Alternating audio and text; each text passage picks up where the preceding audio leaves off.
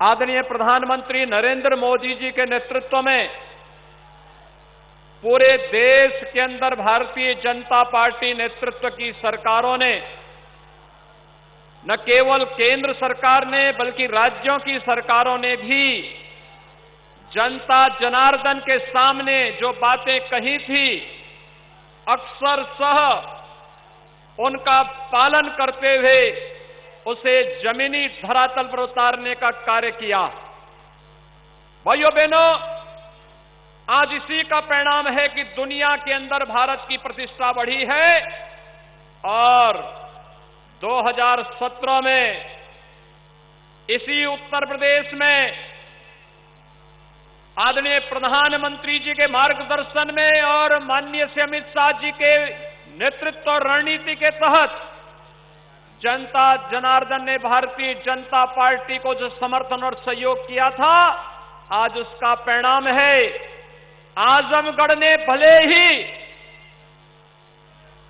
दो पूर्व मुख्यमंत्री दिए हो, लोकसभा में सांसद चुन करके भेजे हो, लेकिन उनके कारण आजमगढ़ की पहचान धूमिल ही हुई है। पहचान का संकट आजमगढ़ के सामने उन्होंने हमेशा खड़ा किया था।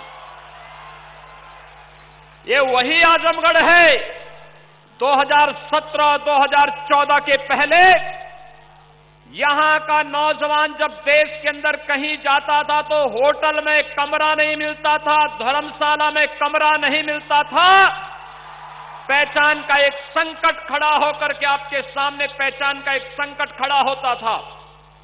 लेकिन भाइयों बहनों, मोदी जी और अमित शाह जी के नेतृत्व में आज जब भारत के अंदर सरकारें काम कर रही हैं, उत्तर प्रदेश में उनके मार्गदर्शन में भारतीय जनता पार्टी नेतृत्व की सरकार मिल रही है।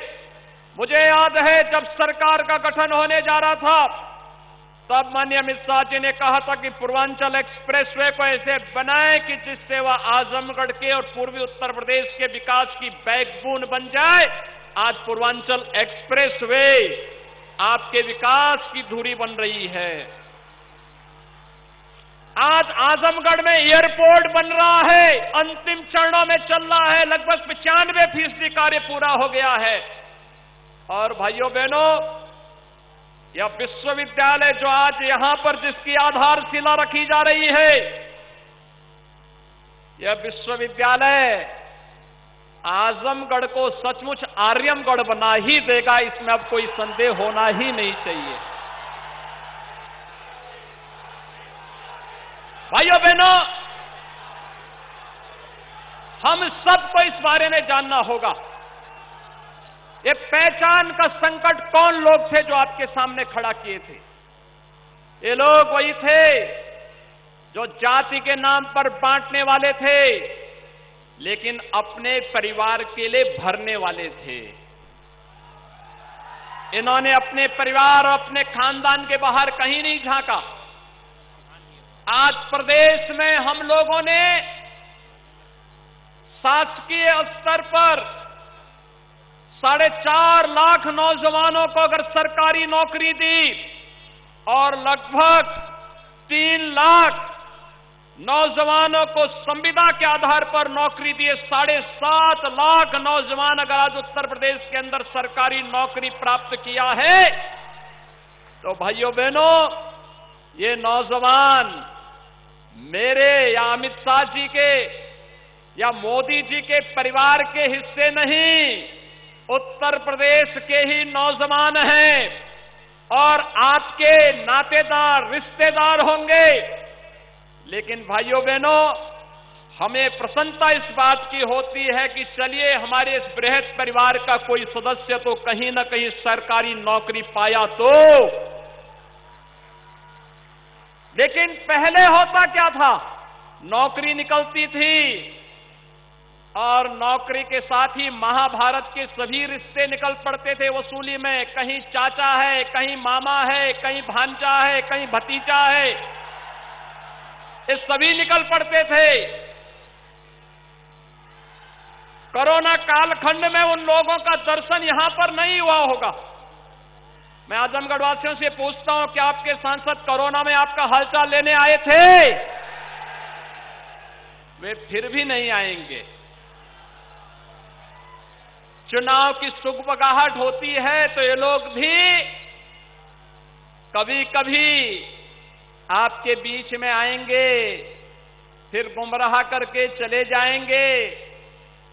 भारतीय जनता पार्टी ने जो कहा था सो करके दिखाया है, और भाइयों बहनों, आज यही कहने के लिए हम लोग आपके बीच में आए हैं कि मेरे लिए तो हार्दिक प्रसन्नता की बात है, क्योंकि आजमगढ़ हम लोगों के कार्य क्षेत्र का एक हिस्सा रहा है।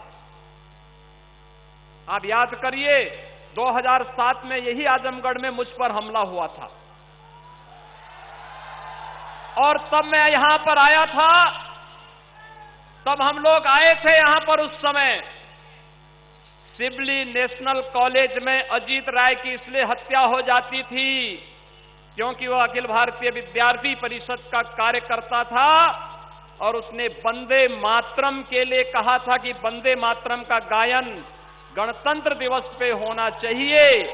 लेकिन भाइयों बहनों, कॉलेज परिसर में ही प्रिंसिपल कार्यालय के पास ही उनकी हत्या हो जाती है, और 1 महीने तक एफआईआर तक दर्ज नहीं होती थी।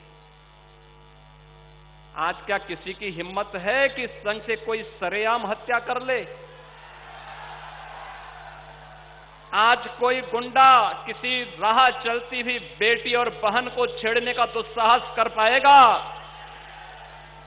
अगर कोई करेगा तो उसे मालूम है कि दुर्योधन और दुशासन के क्या हाल हुए थे। और भाइयों बहनों, आज यही हम सब कहने के लिए आए हैं।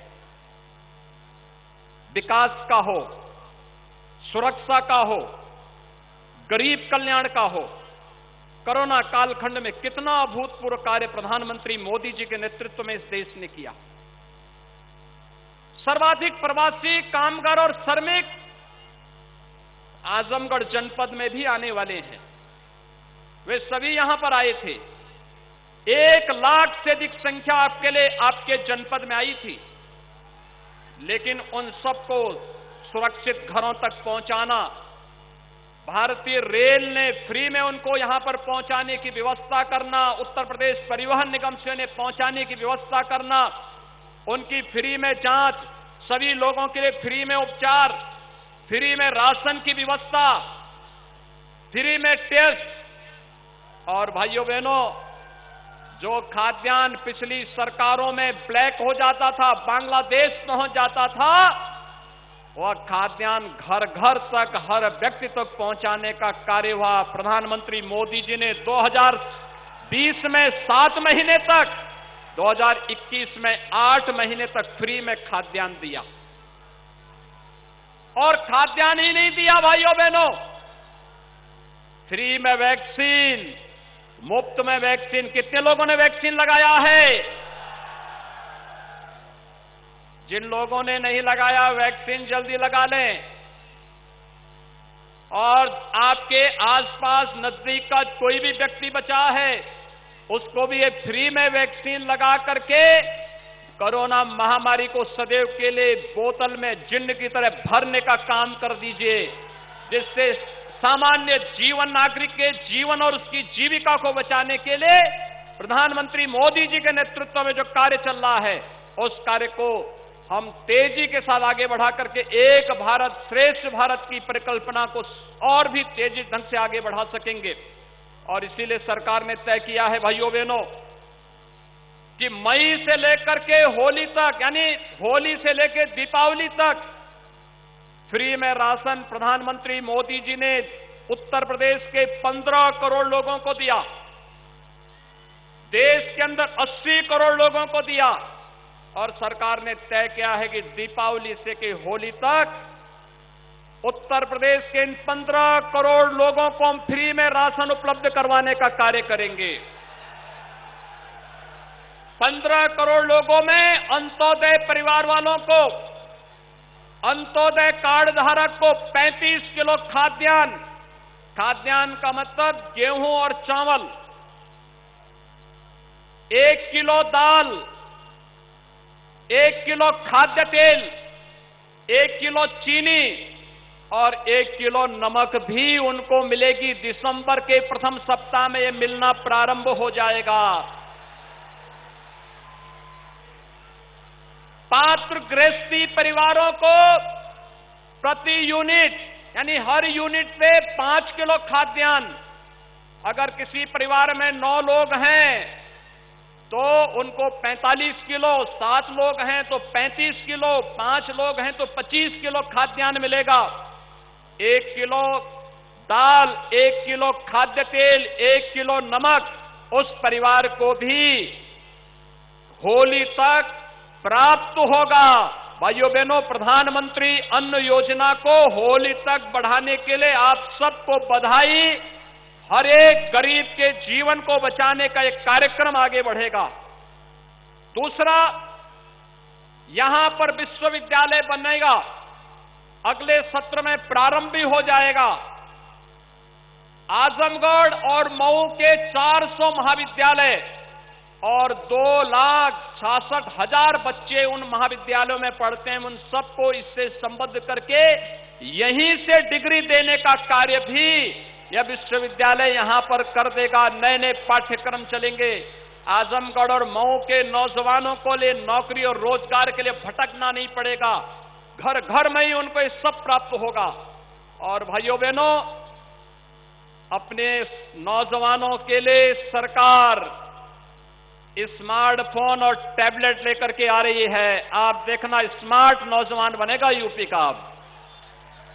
अब मोबाइल फोन और स्मार्टफोन के माध्यम से और टैबलेट के माध्यम से ही सारी गतिविधियां घर में बैठ करके ऑनलाइन एजुकेशन की पूरी व्यवस्था भी होने जा रही है। इस सब के लिए आपको मैं बधाई देता हूं। आजमगढ़ वासियों को, मऊ जनपद वासियों को इस विश्वविद्यालय के लिए बधाई। माननीय गृह मंत्री जी का आभार और हृदय से स्वागत और अभिनंदन करता हूं। माननीय धर्मेंद्र प्रधान जी का स्वागत और अभिनंदन करता हूं कि उन्होंने आज यहां पर यहां के आजमगढ़ वासियों के लिए समय देकर के इस विश्वविद्यालय की आधारशिला करने के लिए स्वयं माननीय गृह मंत्री जी स्वयं यहां पर पधारे हैं। आप सबकी ओर से मैं एक बार फिर से उनका हृदय से स्वागत और अभिनंदन करते हुए वाणी को देता हूं विराम। जय जय श्री राम।